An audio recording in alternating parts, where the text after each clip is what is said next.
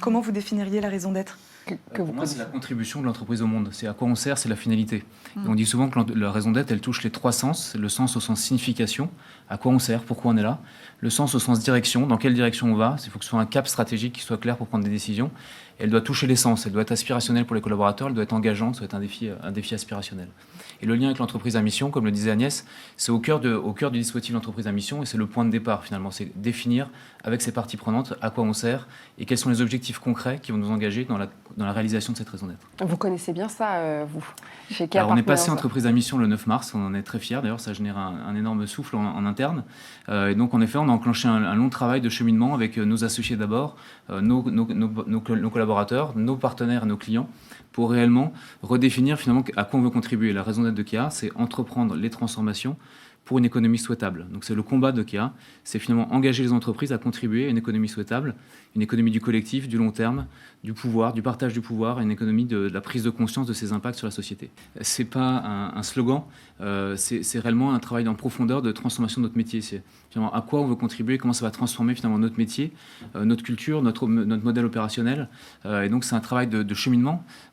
Chez KEA, ça a créé beaucoup de dialogues, de confrontations entre nous associés, finalement, vers où on veut amener notre métier, avec nos parties prenantes, avec nos clients. On a beaucoup impliqué nos clients aussi pour dialoguer avec eux sur finalement vers quoi eux-mêmes voulaient contribuer. Et donc, c'est un cheminement, je pense que c'est la bonne phrase. Chez KEA, ça a pris 1 an et demi aussi, finalement. Il faut la définir, mais il faut l'incarner surtout.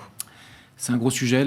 Comment ça se passe Il faut un leader déjà qui va porter cette raison d'être.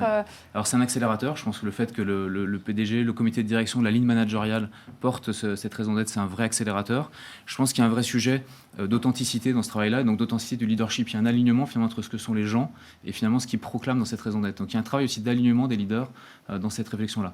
Et après, c'est un travail de preuve, sous-entendu, en quoi ça va transformer l'activité réelle de l'entreprise, en quoi ça transforme son organisation, en quoi ça transforme la culture de l'entreprise, la prise de conscience des collaborateurs de cette nouvelle raison d'être, en quoi ça transforme l'impact qu'on a sur ses parties prenantes. Donc il y a un vrai travail de transformation de sa R&D, de sa chaîne opérationnelle et de son métier au sens large.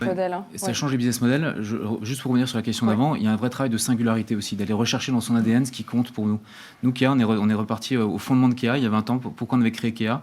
On a retravaillé sur quels étaient les éléments essentiels à la création de KEA qu'on voulait réinvestir aujourd'hui, mais dans le nouveau contexte. Donc il y a un travail aussi. Vous avez profité de cette période pour faire ça ? Oui, pour recheminer sur finalement la création de KEA, c'était autour d'un modèle entrepreneurial, c'était autour de développer un capitalisme à visage humain, c'était autour de la place de l'homme dans la transformation. Donc on allait rechercher tous ces actifs-là pour les faire réémerger dans le nouveau contexte actuel.